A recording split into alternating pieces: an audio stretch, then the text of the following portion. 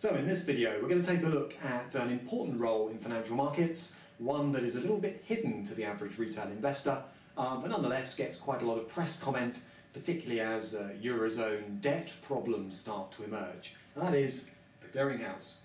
Now, clearinghouses, as I say, are a slightly hidden role. As an average retail investor, you'll only hear about them really when things go wrong, in a way, or they change the rules and cause one or two of the major players in the market, the big banks, to sort of panic a bit. So, what do? Where do they fit in? And what causes the panic that we've seen in the last couple of weeks as the Eurozone bond crisis unfolds? Okay, so clearinghouses basically fit in here. Now, if you are a broker, for example, and you have a lot of clients wanting to buy shares, so imagine you've got lots of retail clients all wanting to buy a similar share, you've got institutional clients giving you buy orders. What you might do as a broker is group them together. It's called aggregation. So you've got a nice juicy big order, because you don't want to pay, as a broker, commissions to the stock market too often. So you get a big juicy buy order, aggregate lots of small ones together, and then you go shopping. You think, right, I need to fill this order, where am I going to go? And the place you go normally to do a big deal, as, if you like, a professional, a stockbroker, is the London Stock Exchange. You don't have to, there are other exchanges, but that would be a good place to start shopping. And the point about stock exchanges is that when it comes to doing a deal, to buy or sell shares, that's where you would typically go. So stock exchanges are associated with deals being done. And for anyone who's not sure about the role of an exchange, I do have a separate video explaining what is a stock exchange. So that could be useful background to this one. I'm going to keep it fairly short for this particular video. Okay? And for anyone who wants the wider context still, there is an introduction to financial markets available in my series as well.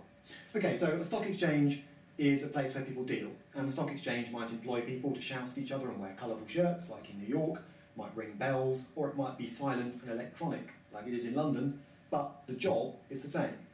Basically, the stock exchange is matching buy and sell orders and trying to get deals matched at the best possible prices. Buyers trying to buy as low as possible, sellers obviously trying to sell as high as possible, and the stock exchange bringing them together in a big marketplace.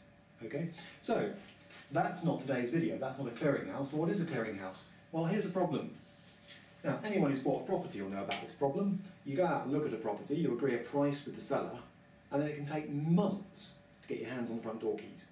Okay, so the gap between doing the deal and owning the property can be months. Well, in the stock market, you'll be glad to know it's not months, but it is a few days, and they're trying to close the gap over time. So normally it takes 3 working days between agreeing a price, if you're the buyer, and paying for the shares.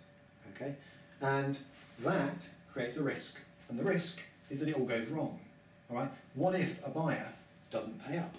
What if a seller doesn't deliver shares, or somebody suffers? So enter the clearinghouse, which suggests there is a role called clearing, and it's done, not surprisingly, by a clearinghouse. Now the sort of names here, these are not household names, to be honest.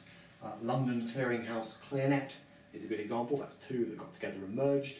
Alright, but not the sort of thing that you see in the press every day, but nonetheless a vital role, because they provide a guarantee. And it's a very important guarantee, and we'll see how they do it in just a moment. They basically say as soon as the deal is struck at the London Stock Exchange, they step in and guarantee it. In other words, they say although there's a gap between the deal being done, that's the price and the number of shares being agreed, and actual legal entitlement to them, because shares are re-registered in the name of the buyer, although there is a gap, we'll make sure nothing goes wrong. In other words, if the seller doesn't deliver the shares they've promised, here, we'll deliver them. If the buyer doesn't hand over the cash on the right day, we will. Well, that's quite a big promise to make. It's an important one. It boosts the number of deals that get done, because without that guarantee, people might not trust the stock exchange, or they might not be prepared to do anonymous deals at the London Stock Exchange. So that guarantee is quite important, because it enables people to trade facelessly without revealing who they are at the stock exchange. It's quite attractive, and also it encourages people to come to the stock exchange. Now, before we talk about that in a bit more detail, and that's today's video, there is a third role, which I'm not going to talk about much in this video, called settlement. And that's where you actually get done electronically these days, legal title to the shares changed, because shares have to be legally re-registered like property, so that means that the seller's name's got to come off a register somewhere, and the buyer's name's got to go onto it, and the cash is actually moved from the buyer's bank account to the seller's bank account via the clearinghouse. Okay? And there are organisations that do that. One of them is called Euroclear Crest, but I won't talk about that in today's video. Just be aware that there's a three-stage process, and of course if you're wondering why you pay your broker $9.99 per trade, it's because they have to pay for that bit, and that bit. Probably doesn't cost them $9.99 per trade in total, but nonetheless in principle that's what you're being charged for. And here's the point: when do you, as a retail investor, ever see these organisations? The answer is you don't, because you just ring your broker and say, buy me 1,000 Tesco shares. But the broker's then got to worry about where he gets them from, whether there's any risk of the trade failing, and also re-registering legal title and all that kind of stuff. So, how do clearinghouses offer this central counterparty guarantee, as it's known? How can they promise that nothing will go wrong? Quite a promise to make. Here's the answer. Okay? What they do, now I'm not going to get too techie about this, you'll be glad to know. What they do is they step in between the buyer and the seller and take over the entire contract. So imagine, normally, you'd expect, if I was buying 1,000 shares from you this morning, you'd expect it to be a simple contract whereby I pay you cash at some point, you deliver shares, and everybody's happy. Okay? What we're saying is, the way the markets organise things is, yeah, that is going to happen eventually, but basically what the markets do is they say, well, the deal at the London Stock Exchange needs to be guaranteed by somebody. So London Clearinghouse, let's use that as an example, LCH, London Clearinghouse, ClearNet to give it its full name, breaks the contract the moment the terms are agreed at the exchange, and it becomes the seller to every buyer. This is what they mean by a central counterparty, and the buyer to every seller. So for lawyers out there, that's a process. Breaking a contract like that is known as novation. Not going to worry about that too much, but basically they step in to create two contracts where there was one. They literally divide it in two. So now what they're saying is, actually, you're dealing with us now. So the seller will be delivering shares to London Clearinghouse, all right, and negotiating with them if it doesn't work out, or being sued by them if it doesn't work out, or whatever. Over here, the buyer has a deal with London Clearinghouse, all right. They no longer care who that person is. They'll never see that person, never meet that person. They may not even know their name, all right, because they know the deal has been taken over automatically by LCH, and if something goes wrong, the contract with LCH. So, quite a promise they're making here. Whoever these people are, and they're set up by the city for the city, okay, whoever they are, that's quite a big promise to make. When you think of the millions of shares that are transacted every day, and they're stepping in and guaranteeing both sides of every single contract. How do they do that? Well, here's the answer. It's something called margin. And I will be taking this on in another video. It doesn't just apply to share transactions, it applies to bonds, derivatives, all kinds of other stuff. But here's the principle. What they do is they say, in order to provide the guarantee, okay, to both sides of the contract, both parties to the contract, we need a deposit. The moment you strike a deal at the London Stock Exchange, okay, to buy or sell shares, we want a deposit.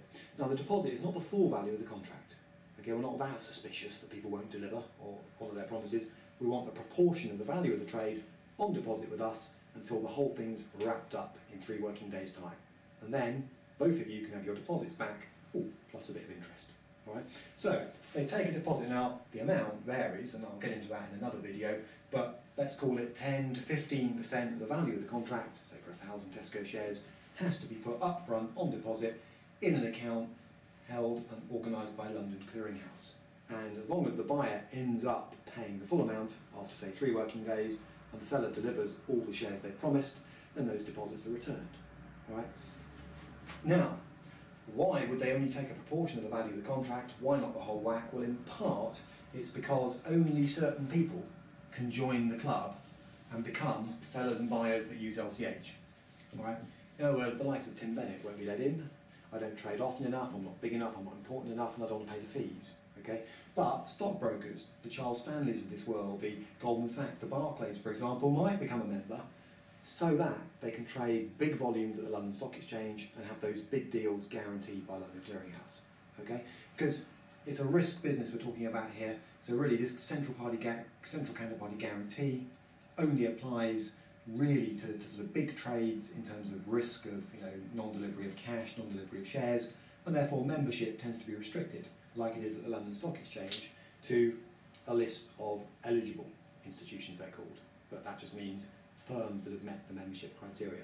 All right? So London Clearing House reduced their risk by only letting certain people join. They then decrease it further by taking this thing called margin upfront, which is refundable once both sides have honoured their part of the bargain. Now, I'm going to finish this video with a quick mention of the Italian bond market. Where do you see these people in the newspaper? The answer is day to day you often don't, but Eurozone debt woes are throwing them into the news more often than they would be normally, because if London Clearing House get worried, so for example, imagine this is a contract involving Italian government bonds, for example, and there's some uncertainty about the whole status of Italian debt at the moment, then what London Clearing House can do is say, well, actually, we're a bit nervous. We're providing the central counterparty guarantee on every contract, but actually we are a bit worried about the subject of the contract. So they can boost margin requirements. And you'll see that comment made in the press. They'll say today, London Clearing House increased the margin requirements on contracts involving Italian government bonds, for example. And that means they're saying, well, the percentage you put down up front is no longer 5, for argument's sake, it's 10 or 15. And that creates a bit of a cash flow headache for the people who use London Clearing House, because suddenly they've got to put down a lot more cash up front than what they were normally expecting. And the effect of that can be to put people off trading the contract. It can actually reduce the number of trades that go through the market on that particular contract, and that's known as reducing liquidity in the official jargon. Okay? And it's there that you're most likely to come across London Clearing House ClearNet in action.